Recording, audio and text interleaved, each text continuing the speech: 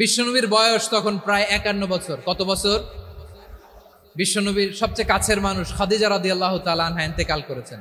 বিশ্বনবী বড্ড কষ্ট পেলেন, হৃদয়টা ভেঙে খান খান। যিনি ঘরের ভেতরে বিশ্বনবীকে সান্ত্বনা দিতেন, ভালোবাসা দিতেন, বাইরে গেলে কুরাইশরা বকাঝকা করে, অত্যাচার করে, কিন্তু আম্মাজান খাদিজা রাদিয়াল্লাহু তাআলা আনহা ঘরটারে এমন শান্তির নীড় বানায় রেখেছেন, এই ঘরের ভিতরে ঢুকলে বিশ্বনবীর কলিজাটা ঠান্ডা হয়ে যেত। এজন্য রব্বুল আলামিন বলেন, খাদিজা, ও আমার বান্দি খাদিজা, জান্নাতে এমন স্পেশাল একটা ঘর আমি তোমার জন্য রেডি করে রেখেছি। ওই ঘরের মধ্যে কোনো আওয়াজ নাই, ওই ঘরের মধ্যে কোনো নয়েজ নাই, ওই ঘরে কোনো বিশৃঙ্খলা নাই।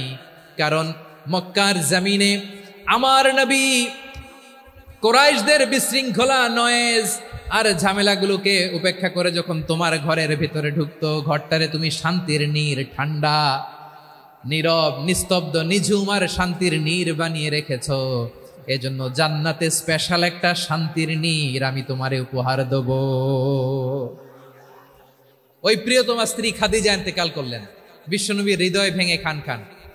আবার ওনার চাচা আবু তালেব ইন্তেকাল করলেন, যিনি পলিটিক্যাল শেল্টার দিতেন নবীকে। কে দিতেন? আবু তালেবের ভয়ে, বিশ্বনবীর এই চাচার ভয়ে কোনো মুশরিক নবীর গায়ে হাত দেওয়ার সাহস পায় নাই। এখন স্ত্রীও নাই, চাচাও নাই, নবীকে আশ্রয় দেওয়ার কেউ নাই। নবীর চারদিকে অন্ধকার, নবী এখন কই যাবেন? আমার পেয়ারা নবী নতুন স্টেশন খুঁজতেছেন, নতুন দাওয়াতি প্ল্যাটফর্ম খুঁজতেছেন। তিনি যায়েদ বিন হারেসা রাদিয়াল্লাহু তাআলা আনহুকে নিয়ে মক্কার পাশের একটা নেইবরিং সিটি তায়েফে চলে গেলেন। কোথায় চলে গেলেন? তায়েফে চলে গেলেন দিনের দাওয়াত দেওয়ার জন্য। কি দেওয়ার জন্য? নাকি জমি কিনতে গেছিলেন? জমি কিনতে, দুনিয়ার যশ খ্যাতির জন্য, নিজের কোনো লাভের জন্য? তায়েফবাসীদেরকে জাহান্নামের আগুন থেকে বাঁচানোর জন্য। আওয়াজ করে বলতে হবে ঠিক কিনা? বিশ্বনবী বিশাল মরুপথ, পাহাড়ি পথ পাড়ি দিয়ে তায়েফের মরুজমিনে গেলেন কোরআনের দাওয়াত নিয়ে, ইমানের দাওয়াত নিয়ে। কিন্তু তায়েফের লোকেরা বিশ্বনবীর দাওয়াতকে শুধু প্রত্যাখ্যান করেই থামে নাই, তারা বিশ্বনবীর সাথে অত্যন্ত খারাপ আচরণ করেছে। বিশ্বনবীকে শারীরিকভাবে হেনস্থা করেছে, আমার নবীকে শারীরিকভাবে অত্যাচার করেছে, আমার পেয়ারা নবীর গায়ে পাথর মেরেছে, বিশ্বনবীর গা বেয়ে ঝরঝর করে রক্ত ঝরেছে, নবী জামিনের মধ্যে লুটিয়ে পড়েছেন, আবার মেরেছে, আবার নবী হাঁটতে শুরু করলেন, পেছন থেকে আবার মেরেছে, আবার নবী রক্তাক্ত হয়ে জামিনের মধ্যে লুটিয়ে পড়লেন, আবার মেরেছে।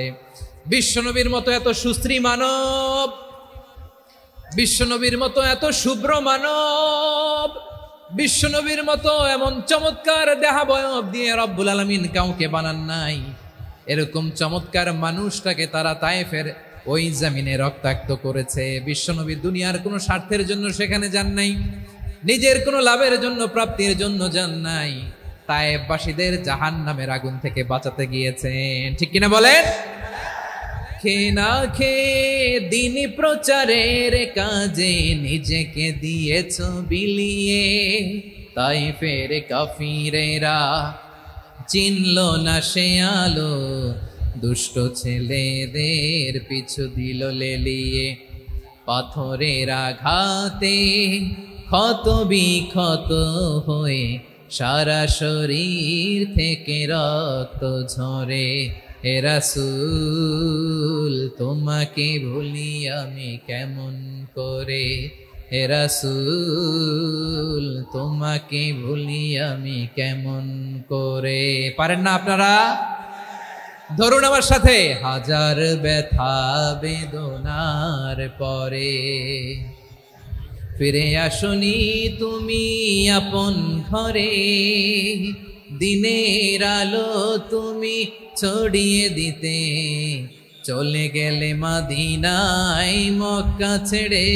হে রাসূল তোমাকে ভুলি আমি কেমন করে, হে রাসূল তোমাকে ভুলি আমি কেমন করে। ঠিক কিনা বলেন? প্রিয় ভাইরা, তায়েফের ছেলেরা নবীকে রক্তাক্ত করলো। আমার নবী কই যাবে? কই যাবে? মক্কায় জায়গা নাই, তায়েফে জায়গা নাই। তায়েফ থেকে ভারাক্রান্ত মন নিয়ে আমার নবী মক্কায় ফিরে আসলেন। বিশ্বনবী মক্কায় ঢুকতে পারেন না। মক্কার মরুভূমির দিকে তাকিয়ে, উপত্যকার দিকে তাকিয়ে বিশ্বনবী ধা ধা করে কাঁদেন, ঝরঝর করে। নবীর চেহারা মোবারক থেকে চোখের পানিগুলো বেয়ে বেয়ে পড়ে। আমার জন্মস্থান, আমার শৈশব, কৈশোর, যৌবন কেটেছে এই মক্কায়। আমার এলাকায় আমি ঢুকতে পারি না। বিশ্বনবী মক্কার অনতি দূরে দাঁড়িয়ে জায়েদকে পাঠালেন, জায়েদ যাও দেখো কেউ আমাকে সাপোর্ট করার মতো আছে কিনা, যাও অমুকের কাছে যাও। জায়েদ গেলেন, তারাও প্রত্যাখ্যান করে ফিরিয়ে দেয়। বিশ্বনবী বললেন যাও অমুক লোকের কাছে যাও, তিনিও প্রত্যাখ্যান করে ফিরিয়ে দিলেন। কেউ বিশ্বনবীকে আশ্রয় দিতে রাজি হয় না। নিজ জন্মভূমিতে বিতাড়িত বিশ্বনবী, সর্বশেষ বিশ্বনবী বললেন যাও মুতঈম ইবনে আদির ঘরে যাও। মুতঈম ইবনে আদি মুশরিক, তার কাছে যাও। গেলেন, মুতঈম ইবনে আদি রাজি হয়ে গেল। সুবহানাল্লাহ বলেন। দেখেন অনেক বিপদের সময়ও আমি নিজে সাক্ষী, সামাজিকভাবে রাজনৈতিকভাবে কত ঝঞ্ঝা, কত ষড়যন্ত্র, কত কনস্পাইরেসি পাড়ি দিয়ে আমাদেরকে সামনে এগিয়ে যেতে হয়। এই শত্রুদের ভেতরেও একজনকে দাঁড় করিয়ে দেয় যে আল্লাহর কোরআনের জন্য রেডি হয়ে যায়। পড়েন সুবহানাল্লাহ। মুতঈম ইবনে আদি, আল্লাহ তার মনকে নরম করে দিলেন। মুতঈম বলে মুহাম্মদ আমি তোমাকে আশ্রয় দিব। তার দুই ছেলেকে পাঠালেন, যাও খোলা তলোয়ার নিয়ে, স্কট দিয়ে, গার্ড অফ অনার দিয়ে মুহাম্মদকে মক্কায় ঢুকাও আর বলো আমি আমান দেব। আমান কি দিব? আমান মানে সিকিউরিটি, নিরাপত্তা। সিকিউরিটি ছাড়া, আমান দেওয়া ছাড়া কেউ থাকতে পারতো না মক্কায়। দুই ছেলে বিষ্ণু ইসা ইসলামকে নিয়ে আসলো। নবী কাবার চারদিকে তাওয়াফ করলেন, নামাজ পড়লেন। আবু জাহেল, উতবা, শাইবা, ওয়ালিদ ইবনে মুগীরা সবাই দেখে, কেউ কিছু করতে পারে না। কারণ মুতঈম ইবনে আদি ঘোষণা দিয়েছেন আমি মুহাম্মদকে আমান দিয়েছি, মুহাম্মদের গায়ে যেন কেউ স্পর্শ না করে। আওয়াজ করে পড়েন সুবহানাল্লাহ। নবীর এই বিপদকালে মুহূর্তে মুতঈমের হৃদয়টারে নরম করে দিল কে? আচ্ছা লালমনিরহাটের ভাইয়েরা বলেন, এই মুতঈম কি মুসলিম ছিল না মুশরিক? সবাই বলতে হবে মুসলিম না মুশরিক? তাহলে মুশরিকের কাছ থেকে নবী পলিটিক্যাল অ্যাসাইলাম, আধুনিক রাষ্ট্রবিজ্ঞানের ভাষায় পলিটিক্যাল অ্যাসাইলাম, যেটাকে বলে রাজনৈতিক আশ্রয়, ওনার আমান বা নিরাপত্তার এই ঘোষণায় তিনি মক্কায় ঢুকলেন। যতদিন নিরাপত্তা ছিল ছিলেন। মুতঈম যখন মারা গেল, বিষ্ণু ইসলাম হিজরত করে মদিনায় চলে গেলেন। সুবহানাল্লাহ। কিন্তু মুতঈম যে বিশ্বনবীর উপকার করছে এটা বিশ্বনবী ভুলে নাই। আমাদের অনেকে আছে উপকার করার পরে আর খেয়াল থাকে না, খাওয়ার পরে গলা দিয়ে নামলে আর খেয়াল থাকে না। এরকম আছে না নাই? আমার নবী ভুলে নাই। বদরের প্রান্তরে 70 জন কাফেরকে যখন বন্দী করে বিশ্বনবীর সামনে হাঁটু গেড়ে দাঁড় করানো হলো, বসানো হলো, 70 জন কাফের। কয়জন? বিশ্বনবী তাদের দিকে তাকিয়ে বললেন, সহিহ বুখারীর বর্ণনা, লাউ কানাল মুতঈম ইবনে আদি হাইয়ান সুম্মা কাল্লামানি হাউলাই নাতনা লা তারাকতুহুম লাহু। বদরের প্রান্তরে 70 জন বন্দী কাফিরের দিকে তাকিয়ে আমার নবী বললেন, আজকে মুতঈম ইবনে আদি যদি বেঁচে থাকতো আর তোমাদের 70 জনের ব্যাপারে যদি মুতঈম এক বাক্যে একটা সুপারিশ করত, তার সম্মানে আজকে তোদের সবাইরে আমি মাফ করে দিতাম। সুবহানাল্লাহ নাই? ওই যে চিল্লাচিল্লি যে কথা বোঝে নাই, কোন জিনিস মিস করছে ওরা নিজেরাও বোঝে নাই। বিশ্বনবী মুতঈমের এই সাহায্যের কথা বলে নাই। 70 জন মুশরিক হাঁটু গেড়ে বসা, নবী চাইলে এখনই এক্সিকিউশন অর্ডার দিতে পারে। তিনি বললেন, আজকে যদি মুতঈম বেঁচে থাকতো আর মুতঈম যদি তোদের জন্য সুপারিশ করতে, এই আবর্জনাগুলোর ব্যাপারে সুপারিশ করতে, আমি মুহূর্তেই তোদেরকে এমনি মাফ করে দিতাম। এবার বলেন, ইসলাম কি ন্যারো মাইন্ডেড না ব্রড মাইন্ডেড?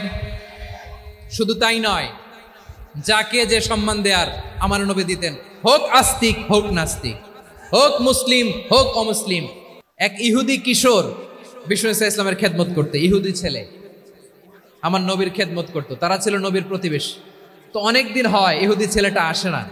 বিশ্বনবী খোঁজ দিলেন, ঘটনা কি? একটা ইহুদি ছেলে না আমার খেদমতে আসতো, ছেলেটা কই? খোঁজ নিয়ে জানলেন ছেলেটা অসুস্থ। বিষ্ণু ইসলাম ওই ইহুদির বাড়িতে চলে গেলেন ওই ছেলেটাকে দেখা করার জন্য, ভিজিট করার জন্য। সুবহানাল্লাহ পড়বেন না? গেলেন, যে দেখে ইহুদি ছেলেটা মুমূর্ষ, জান জান যায় যায় ভাব, বিছানায় পড়ে আছে, তার বাবা দাঁড়ানো। বিশ্বনবী তার মাথার পাশে বসলেন, মাথায় হাত বুলিয়ে দিলেন আর ছেলেটাকে বললেন, আসলিম, হে ইহুদি ছেলে, আসলিম, ইসলাম ধর্ম গ্রহণ করো। তো ছোট্ট ছেলে ভাবে আমরা ইহুদি, এখন ইসলাম ধর্ম গ্রহণ করলে আব্বা যদি বকা দেয়, ফানাযারা ইলা ওয়াজহি আবি, ছেলেটা তার বাবার চেহারার দিকে তাকালো, দেখি আব্বা কি কয়। আব্বা যদি বলে তাইলে ইসলাম ধর্ম গ্রহণ করবে। ইহুদি ছেলেটা তার বাবার দিকে যখন তাকালো, ওর বাবা বলে আতি আবুল কাসিম, আবুল কাসিম যা বলে তাই করো। আবুল কাসিম হচ্ছে বিষ্ণু ইসলামের একটা কুনিয়াত, উপনাম। আমার রাসূলের বড় ছেলের নাম ছিল কাসেম। যেমন দেখবেন আমাদের এলাকায় কারো ছেলের বড় ছেলের নাম যদি হয় আব্দুল্লাহ, এরা আব্দুল্লাহর বাপ বলে ডাকে। কারো বড় মেয়ের নাম যদি হয় ফাতেমা, এরা কি ডাকে? ফাতেমার বাপ বলে না? তো বিষ্ণু ইসলামের বড় ছেলের নাম ছিল কাসেম। ইহুদি বাবা বলল আতি আবুল কাসেম, আবুল কাসেম যা বলে তাই শোনো, মানে মোহাম্মদ যা বলে তাই শোনো। এই কথা শুনে ছেলে সাহস পাইছে, ছেলে আবার পড়তে আরম্ভ করলো আশহাদু আল্লাহ ইলাহা ইল্লাল্লাহ ওয়া আশহাদু আন্না মুহাম্মাদার রাসূলুল্লাহ, পড়েন আল্লাহু আকবার। বিশ্বনবীর আহ্বান শুনে ওই আহ্বানে সাড়া দিয়ে ইহুদি ছেলে শাহাদা পড়ে মুসলমান হয়ে গেল। তার হৃদয়টারে ঈমানের নূর দিয়ে আলোকিত করে দিল কে? প্রিয় ভাইরা, এবার রাসূল সাল্লাল্লাহু আলাইহি ওয়াসাল্লাম বের হয়ে আসলেন ঘর থেকে, আর বললেন আলহামদুলিল্লাহিল্লাযী আনকাযাহু মিনান নার, প্রশংসা সে আল্লাহর যে আল্লাহ জাহান্নামে চলে যাচ্ছিল প্রায় এমন একটা লোককে মুহূর্তের মধ্যে কালেমায়ে শাহাদাতের বদৌলতে জান্নাতি বানায় দিলেন। আওয়াজ করে পড়েন সুবহানাল্লাহ। এই হাদিস থেকে আমরা কি শিখলাম? What is the moral of the story? এক নম্বর স্টোরি হলো, প্রতিবেশী ইহুদি হোক হিন্দু হোক, যাবেন, সুসম্পর্ক রাখবেন, উপহার দিবেন, বিপদে পাশে দাঁড়াবেন, তাইলেই তো আপনাদের প্রতি, মুসলমানদের প্রতি তারা আকৃষ্ট হবে, ঠিক কিনা বলেন? আপনি যদি হিন্দুদের সাথে বৌদ্ধদের সাথে নাই মিশেন, নাস্তিকের কাছে নাই যান, তো ইসলামের সৌন্দর্যটা ওরা বুঝবে কেমনে? আমার অনেক হিন্দু পরিচিত ভাই আছে, ওরা আমাদের ইফতারির প্রোগ্রামে এসে একসাথে ইফতারি করে। অনেক মদখোর আমার সাথে বসে একসাথে ডিনার করে, হাফ প্যান্ট পরা, গলায় স্বর্ণের চেইন, হাতে স্বর্ণের ব্রেসলেট, আইসা আমার সাথে ডিনার করছে, আছে এরকম।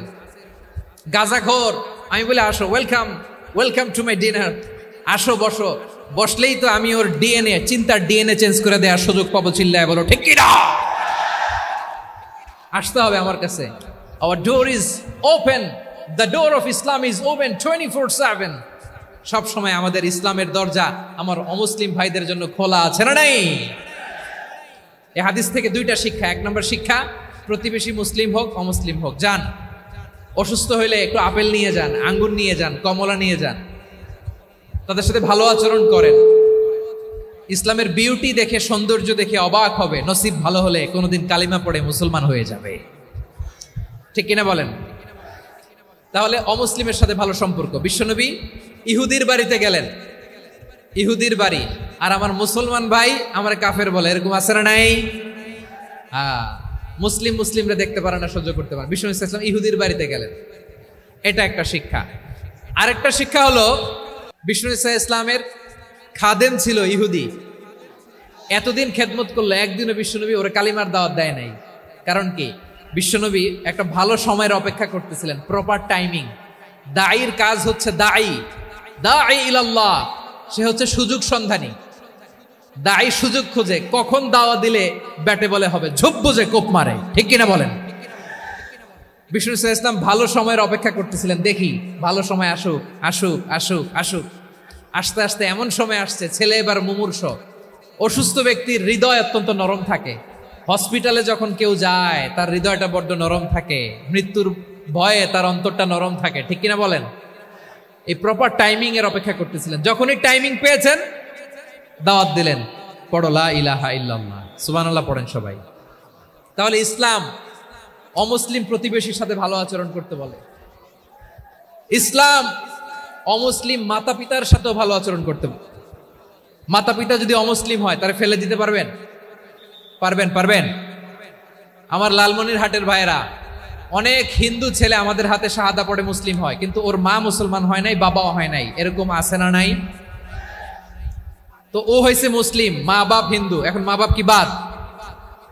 হ্যাঁ, মা বাপ বাদ দেয়া যাবে? যেই মা আপনারে 9 মাস 8 মাস পেটে ধারণ করলো, আপনার মায়ের নার ছেঁড়া ধন, আপনি ওই মারে বাদ দিতে পারবেন? যে মায়ের বুকের তাজা দুধ খেয়ে আপনি আজকে বাড়ন্ত তাজা তরতাজা, ওই মারে বাদ দেয়া যাবে? মায়ের এক ধারে দুধের দাম, কাটিয়া গায়ের চাম, পাপোশ বানাইলেও ঋণের শোধ হবে না, এমন দরদি ভাবে কেউ হবে না আমার মাহা গো। মায়ের এক ধারে দুধের দাম, কাটিয়া গায়ের চাম, পাপোশ বানাইলেও ঋণের শোধ হবে না, এমন দরদি ভাবে কেউ হবে না আমার মাহা গো। ঠিক কিনা? মাকে তো বাদ দেয়া যায় না। وَقَضَى رَبُّكَ أَلَّا تَعْبُدُوا إِلَّا إِيَّاهُ وَبِالْوَالِدَيْنِ إِحْسَانًا। আল্লাহ বলে অবধারিত দুইটা ভার্ডিক্ট তোমাদের জন্য, এক আল্লাহর ইবাদত করবা আর মা বাবার প্রতি ইহসান করবা। আদেশটা কার? মা বাবার প্রতি ইহসান করতে হবে। আমার মা হিন্দু হোক ভালো আচরণ করতে হবে, বৌদ্ধ হোক ভালো আচরণ করতে হবে।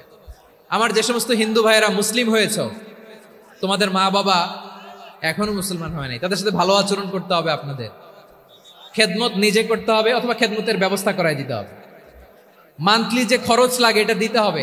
আরে তুমি এখন মুসলিম, তোমার মা বাবা হিন্দু, এখনই তো সুযোগ ইসলামের সৌন্দর্য দেখানোর।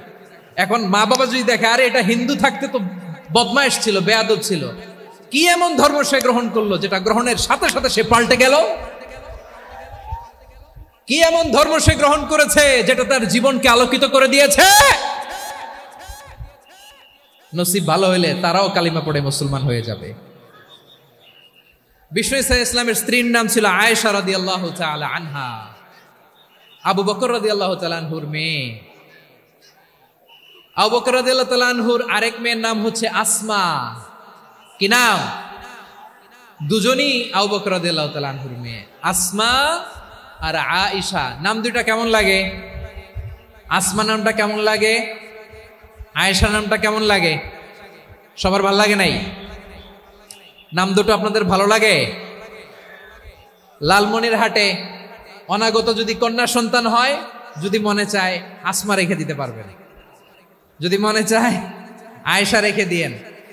দেশে বিদেশে এয়ারপোর্টে রাস্তাঘাটে শুধু বলে হুজুর একটা নাম দেন, আমার ছেলের একটা নাম দেন, মেয়ের একটা নাম দেন। তো আমার মনে আছে যশোরের 8 দিনের মাহফিলে আমি একটা দুইটা নাম দিয়েছিলাম। আজকে লালমনিরহাটের এই প্রোগ্রামে কন্যা সন্তান যদি হয় দুটা নাম দিলাম, আসমা কিংবা আয়েশা। ইনশাআল্লাহ পড়েন। দুজন বোন, এক মায়ের না, বাবা এক মা দুজন। আয়েশা রাদিয়াল্লাহু তাআলা আনহার মায়ের নাম উম্মে রুমান, আর আসমা রাদিয়াল্লাহু তাআলা আনহার মায়ের নাম কুতাইলা বিনতে আব্দুল উজ্জা। আবু বকর রাদিয়াল্লাহু তাআলা আনহু 4টা বিয়ে করেছিলেন। তো একই ঘটনা ঘটেছে এই ফ্যামিলিতে। আসমা ইসলাম ধর্ম গ্রহণ করে মুসলিমা, কিন্তু তার মা কুতাইলা মুশরিকা। আই রিপিট, বোঝার জন্য আমি আবারও বলি, আসমা রাদিয়াল্লাহু তাআলা আনহা মুসলিমা, আর আসমার মা কুতাইলা, আওয়াজ করে বুঝে থাকলে বলেন, আসমার মা মুশরিকা। তার মানে মেয়ে মুসলিম, মা অমুসলিম। ভেজাল আছে না নাই? কিন্তু কুতাইলা আর ধৈর্য ধারণ করতে পারে না। নার ছেড়া ধন, কলিজার টুকরা ধন, কলিজার টুকরা সন্তান আসমারে দেখতে বড্ড মন চায়। সাইয়েদনা আসমা রাদিয়াল্লাহু তাআলা আনহা মক্কা থেকে হিজরত করে মদিনায় চলে গেলেন হুদাইবিয়ার পর। যখন মক্কা মদিনার ট্রাফিক স্বাভাবিক হলো, মক্কার লোক মদিনায় যায়, মদিনার লোক মক্কায় আসে। কুতাইলা কলিজার টুকরা সন্তান আসমারে দেখার জন্য কিছু উপহার নিয়ে বিশাল মরুপথ পাড়ি দিয়ে মক্কা থেকে মদিনায় যায়। সুবহানাল্লাহ বলেন। এখন মা আসছে মেয়ের সাথে দেখা করতে, মেয়ে তো আর দেখা দেয় না। মেয়ে ভাবছে আমার মা তো মুশরিকা, অপবিত্রা, তার সাথে কি দেখা দেয়া যাবে? বিশ্বনবীর দরবারে চলে গেলেন। সুবহানাল্লাহ বলেন। কি সৌভাগ্যবান ছিল তারা, মাসলা জানার দরকার হলেই নবীর দরবারে চলে যেত।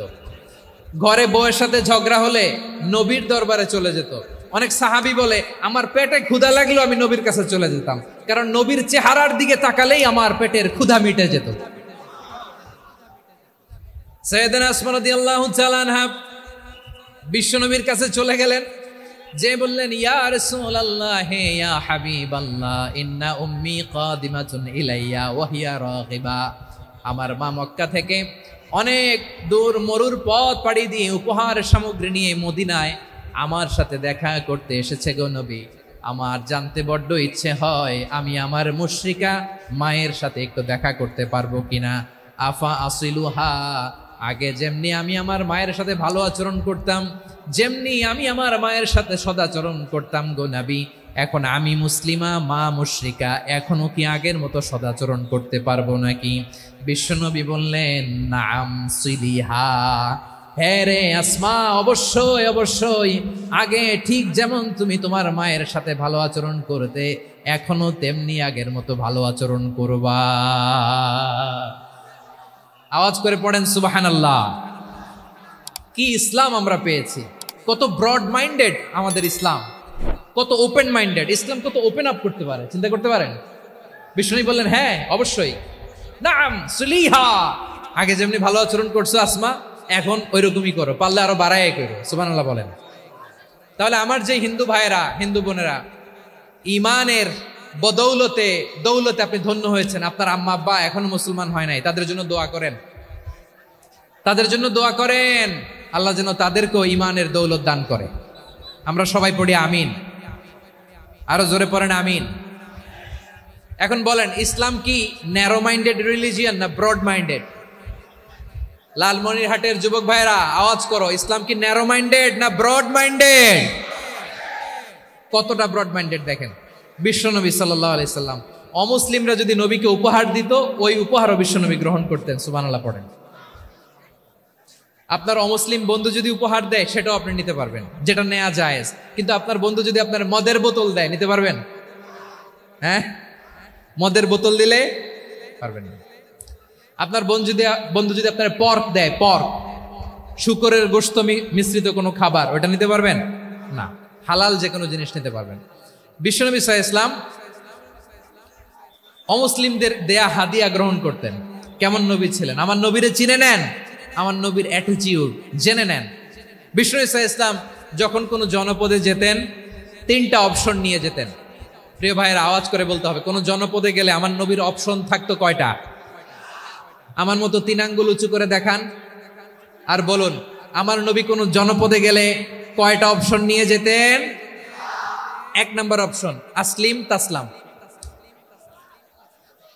নতুন এলাকায় গেলে বলতেন আসলিম তাসলাম, ইসলাম ধর্ম গ্রহণ করো, শান্তিতে থাকবা, আমার ভাই হয়ে যাবো, আমরা ভাই ভাই, ইসলাম মানো, আমরা ভাই ভাই। অপশন নাম্বার কত? 1।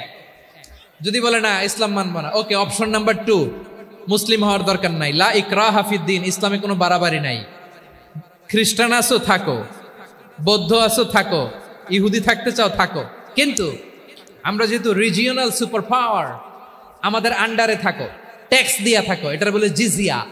আলেম যারা আছেন বুঝবেন এটার আরবিতে কি বলে, জিজিয়া। You pay us the tax, we will give you the security. তোমরা ট্যাক্স দিবা, আমরা সিকিউরিটি দিব, আমাদের আওতায় থাকবা, কেউ তোমাদেরকে আক্রমণ করতে পারবে না, আমরা নিরাপত্তা দিব। সুবহানাল্লাহ বলেন।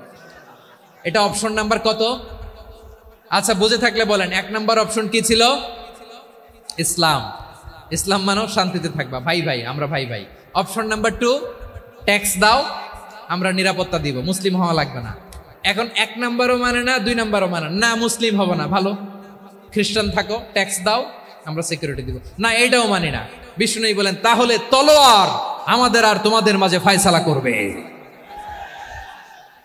মুসলিমও হবো না, ট্যাক্স দিবা, নিরাপত্তা দিব, আমরা সুপার পাওয়ার, আমাদের আন্ডারে থাকবে, এইটাও না, তাহলে তোমাদেরকে তো আমরা বিশ্বাস করতে পারি না, কখন না কখন বিশ্বাসঘাতকতা করো, কার সাথে মিলে হাত মিলাও, তলোয়ার আমাদের মাঝে ফয়সালা করবে। তখন তিনি জেহাদের সশস্ত্র সংগ্রামের ঘোষণা দিতেন। সুবহানাল্লাহ পড়েন। দেখেন পশ্চিমারা জেহাদকে এইভাবে চিত্রায়িত করে না, ওরা জেহাদ বলতে বোঝায় তলোয়ার, হাত কাটো, গলা কাটো না, জেহাদ সশস্ত্র সংগ্রাম 3 নম্বরে। অধিকাংশ ক্ষেত্রেই বিশ্বনবীর সুন্দর আচরণ দেখে, আরে আমার নবীর যে নুরানি চেহারা, অনেকে তো কেবল সিরেফ চেহারাটা দেখেই কালিমা পড়ে মুসলমান হয়ে গিয়েছে। যারা মুসলিম হয় নাই তারা তাদের ইসলামেই বলবৎ ছিল, ট্যাক্স দিয়ে ইসলামের আন্ডারে ছিল। যারা এটাও মানে নাই ওইটাও মানে নাই, তাদের বিরুদ্ধে জেহাদ।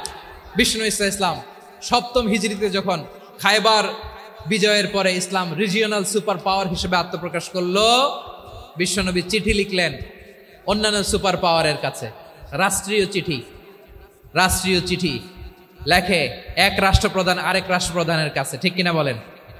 জানেন না আপনারা? এই যে 24-এর ছাত্র নাগরিক অভ্যুত্থানে,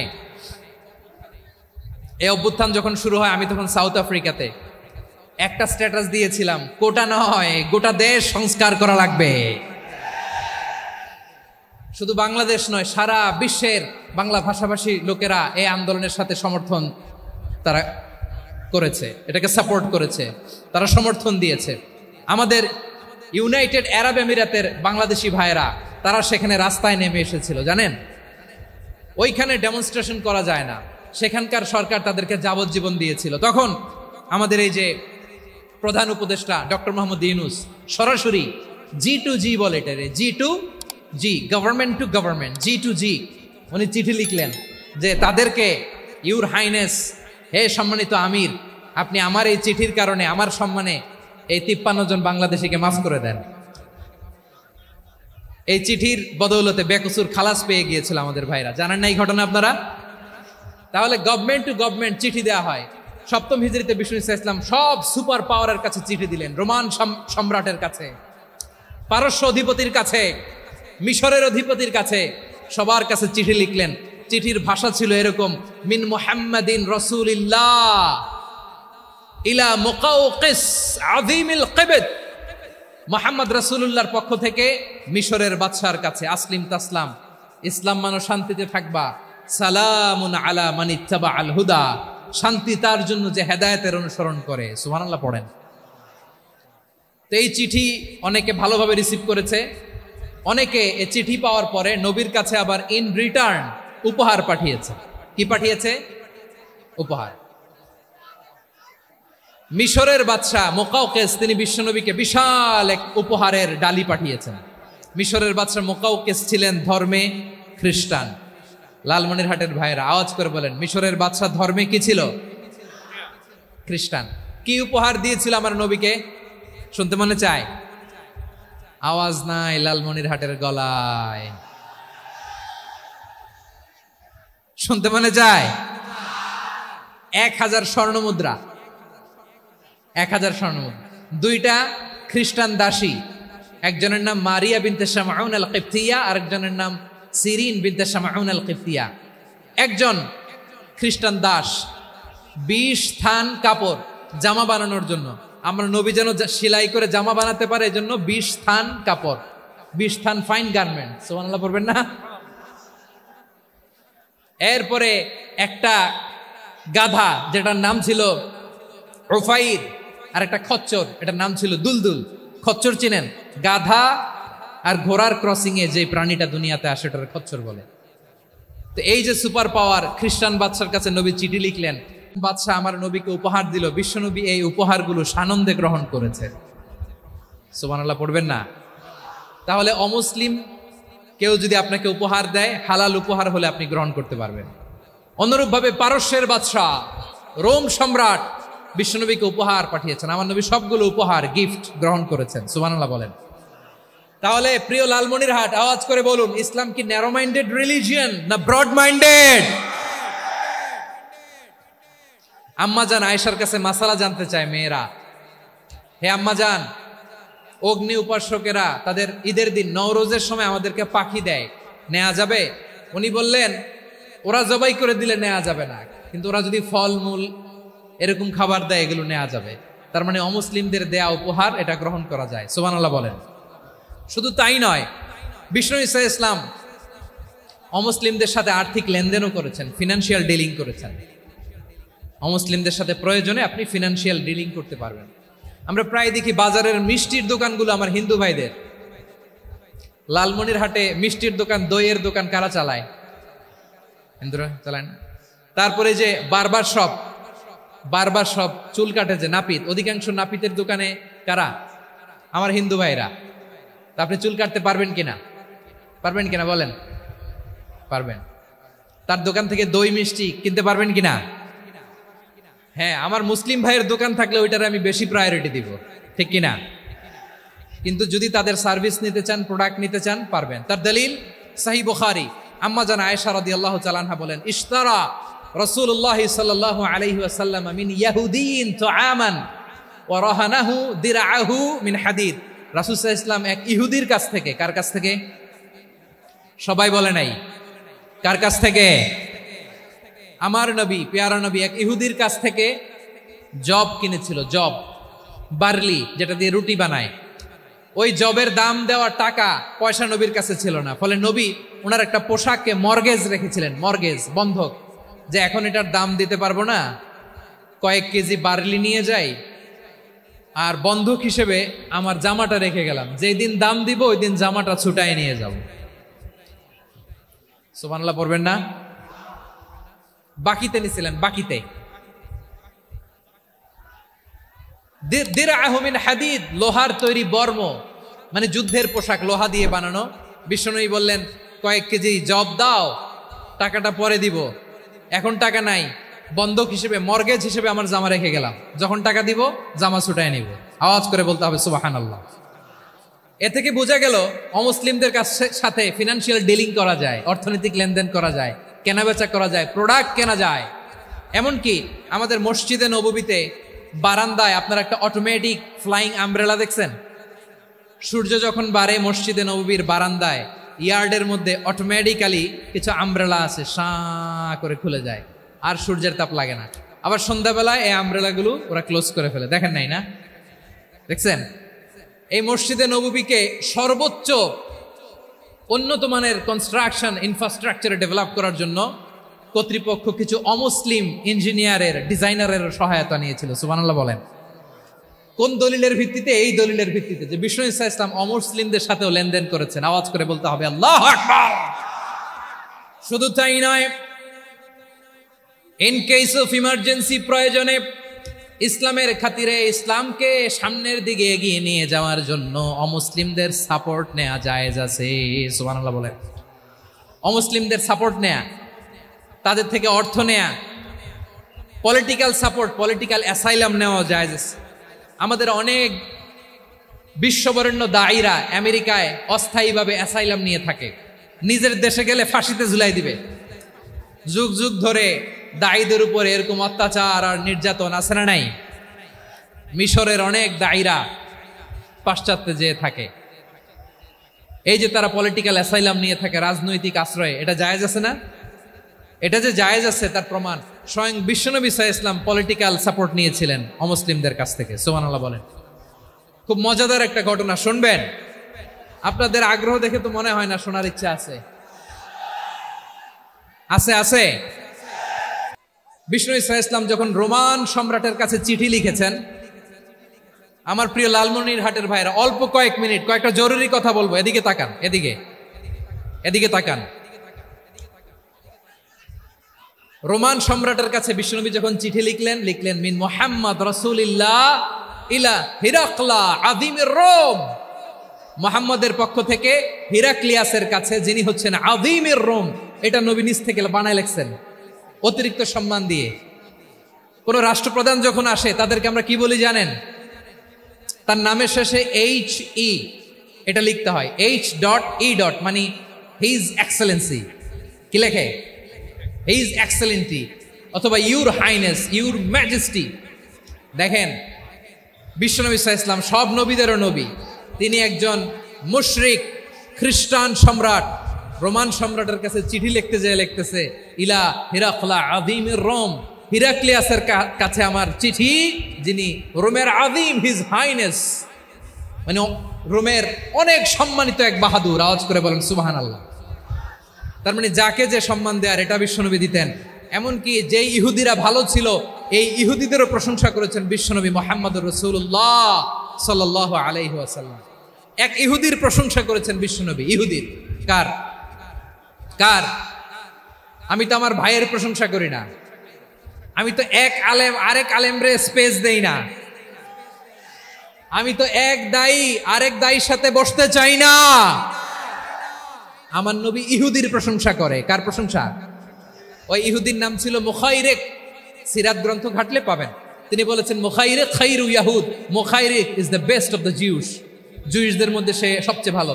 কেন প্রশংসা করলেন তার? এর কারণ মদিনা চার্টারে কথা ছিল সব ধর্মের মুসলিম, মুশরিক, ইহুদিরা মিলে মদিনাকে রক্ষা করবে। কিন্তু তৃতীয় হিজরিতে যখন উহুদের যুদ্ধ শুরু হলো, সবার কথা ছিল যেই আক্রমণ করে আমরা মদিনাকে বাঁচাবো। কোন শহরকে বাঁচাবো? মদিনাকে। কিন্তু কুরাইশরা যখন অ্যাটাক করলো, ইহুদিরা আর আসে না, ইহুদিরা আর বেরোয় না। বিষ্ণু বললেন, ওহে ইহুদিরা, তোমরা না চুক্তি করলে আমার সাথে যে মদিনা বাঁচাতে সবাই ঝাঁপিয়ে পড়বো, আসো। একটা ইহুদিও বেরোয় না, কেউ আসে নাই সেদিন, একজন ছাড়া, তার নাম মুখাইরেক। তার নাম কি?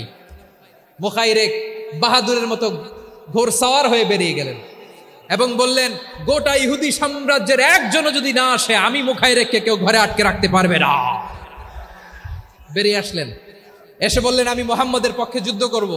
আমি মারা গেলে আমার সম্পদ আমার উত্তরাধিকারীরা পাবে না, আমার সম্পদ তোমরা মুহাম্মদকে দিয়ে দিবা। সুবহানাল্লাহ বলেন। উহুদের ময়দানে 70 জন মুসলমান শহীদ হলো।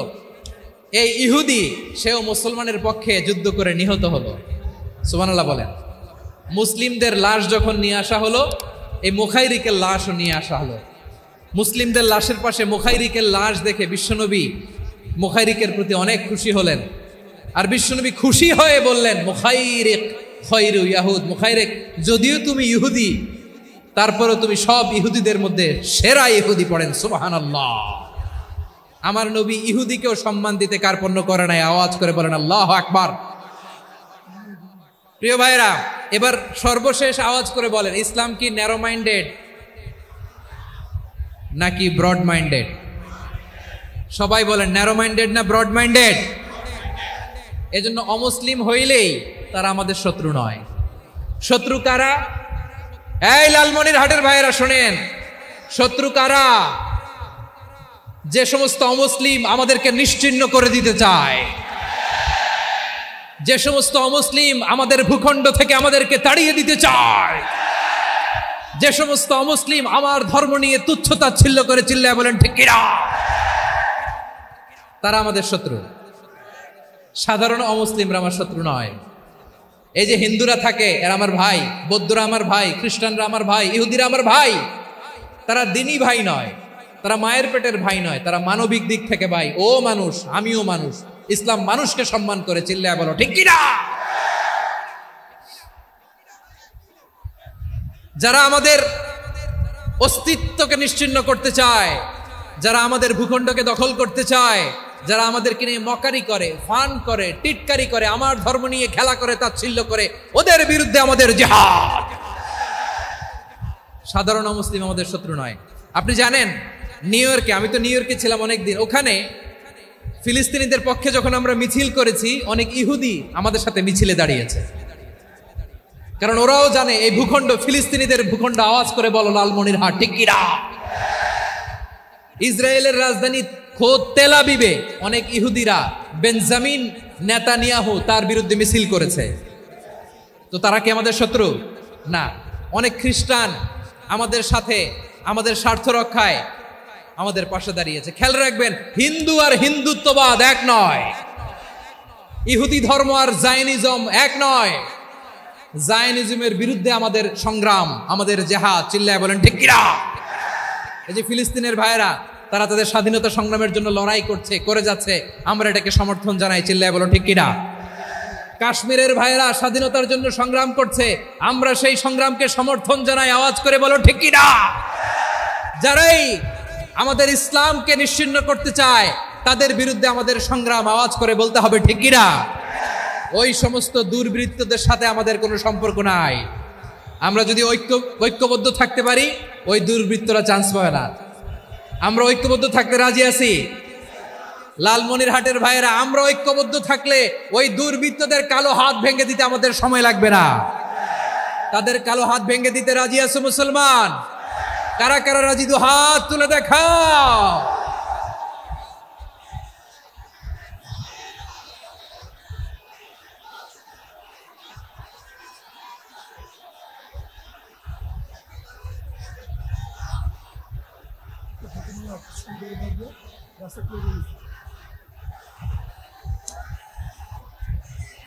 আমার প্রাণ প্রিয় লালমনিরহাটের ভাইরা, শত্রু কাফের আর অশত্রু কাফেরের মধ্যে পার্থক্য আছে না নাই?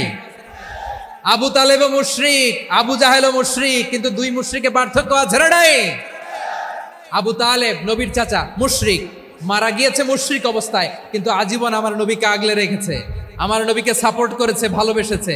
আবু জাহেলও মুশরিক, মারা গিয়েছেও মুশরিক হিসেবে, আজীবন আমার নবীর বিরুদ্ধাচারণ করেছে। আবু জাহেলের শক্তি, সামর্থ্য, স্ট্র্যাটেজি, প্ল্যান সব আমার নবীর বিরুদ্ধে ছিল। আবু জাহেলের কারণে একটা দিন শান্তিতে আমার নবী মক্কায় ঘুমাতে পারে নাই। চিল্লায়া বলেন ঠিক কিনা? এজন্য রব্বুল আলামিন বলেন, লা ইয়ানহাকুমুল্লাহু আনিল্লাযীনা লাম ইউকাতিলুকুম ফিদ-দীনি ওয়া লাম ইখরিজুকুম মিন দিয়ারিকুম আন তাবাররুহুম ওয়া তুকসিতু ইলাইহিম ইন্নাল্লাহা ইউহিব্বুল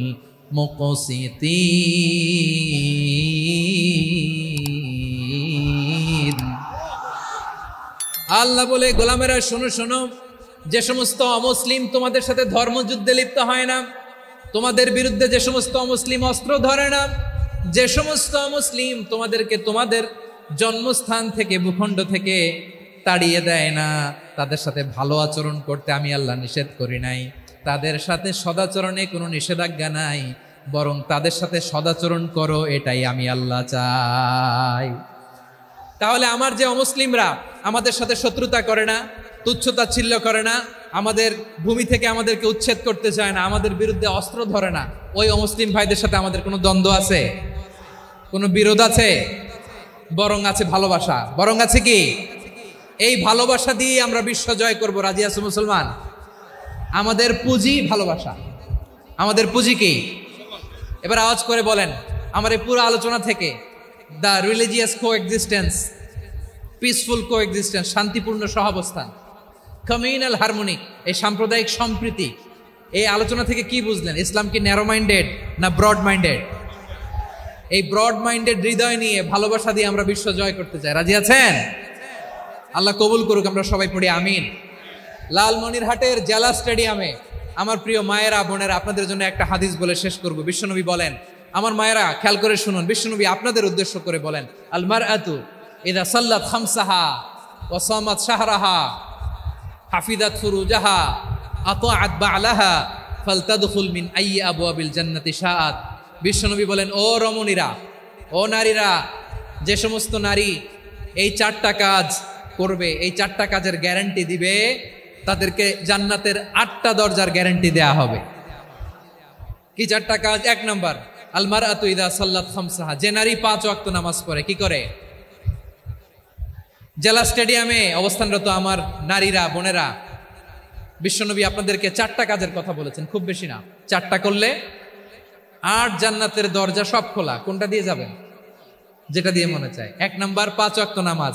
আমার বোনেরা জোহরের নামাজ পড়তে পড়তে এটা আসরে নিয়ে যায়, আসর পড়তে পড়তে এটা মাগরিবে নিয়ে যায়। এরকম আসরা নাই? লালমনিরহাটে হয়তো নাই। আমার বোনেরা এটা করবেন না। ইন্নাস সালাতা কানাত আলাল মুমিনিনা কিতাবাম মাওকুতা, সময় মতো পড়বেন। সামাত শাহরা, রমাদানের রোজাগুলো রাখবেন। হাফিজাত ফুরুজাহা, যে নারী তার চরিত্রকে হেফাজত করে, তার প্রাইভেট হেফাজত করে, তার লজ্জাস্থান হেফাজত করে। ও মায়েরা, আপনার এই গর্ভ যে কত দামি আপনি জানেন না। আপনার এই গর্ভ থেকে জন্মাবে আগামীর সালাহুদ্দিন আল আইয়ুবী। আপনার গর্ভ থেকেই জন্মাবে ইমাম আল মাহদি আল মুনতাজার। পেট থেকে জন্মাবে আবু সাইদের মতো বীর সৈনিক।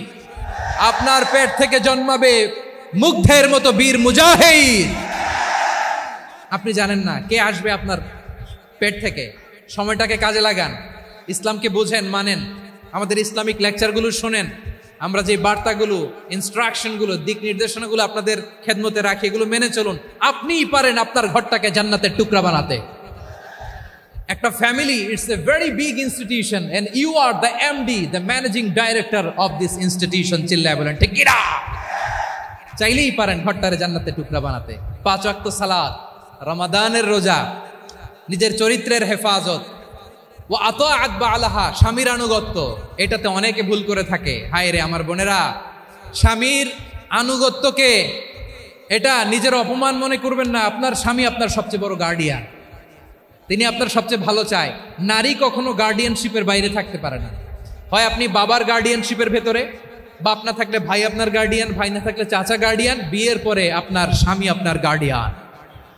শরিয়া সম্মত স্বামীর আদেশগুলো আপনি মেনে চলবেন, কিন্তু শরিয়া বিরুদ্ধ কোনো আদেশ মানতে আপনি বাধ্য নয়। আওয়াজ করে বলুন সবাই, ঠিক কিনা?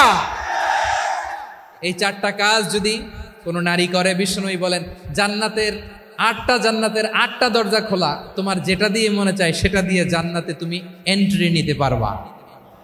আমরা এখানে লালমনিরহাটের সোহরাওয়ার্দী ময়দানে আজকে যেমন একত্রিত হতে পারলাম, আল্লাহর জান্নাতেও যেন একত্রিত হতে পারে। আল্লাহ তুমি তৌফিক দান করো। আল্লাহ আমার এই কলিজার টুকরা যুবক ভাইদেরকে তুমি ওমরে ফারুকের মতো কবুল করো। জেলা স্টেডিয়ামে অবস্থানরত আমার মা বোনদেরকে তুমি ফাতেমার মতো, খাদিজার মতো কবুল করো। আমাদের কলিজার টুকরা সন্তানদেরকে তুমি সালাউদ্দিন আল আইয়ুবীর মতো কবুল করো। এই যে ইসলামিক সোসাইটি লালমনিরহাটকে আল্লাহ তুমি কবুল করো। আল্লাহ যে কথাগুলো বললাম এগুলো প্রথমে আমাকে, আমার সব ভাইদেরকে আমল করার তৌফিক দান করো। রব্বানা যালামনা আনফুসানা ওয়া ইন লাম তাগফির লানা ওয়া তারহামনা লানাকুনান্না মিনাল খাসিরিন। রব্বানা আতিনা ফিদ দুনিয়া হাসানাতাও ওয়া ফিল আখিরাতি হাসানাতাও ওয়া কিনা আযাবান নার। রব্বুল আলামিন আরশের মালিক, লক্ষ লক্ষ তাওহীদি জনতা দুনিয়ার কোনো কিছুর আশায় নয়, দুনিয়ার কোনো কিছুর জন্য নয়, তোমার কোরআনের প্রেমে, ইসলামের প্রেমে হাজির হয়েছে। আল্লাহ আমার ভাইদেরকে কবুল আর মঞ্জুর করে দাও। ইসলামের জন্যই গণজোয়ার, এই উচ্ছ্বাস, এই এনার্জি শক্তিগুলোকে আগামীর ইসলামের জন্য কবুল আর মঞ্জুর করে নাও।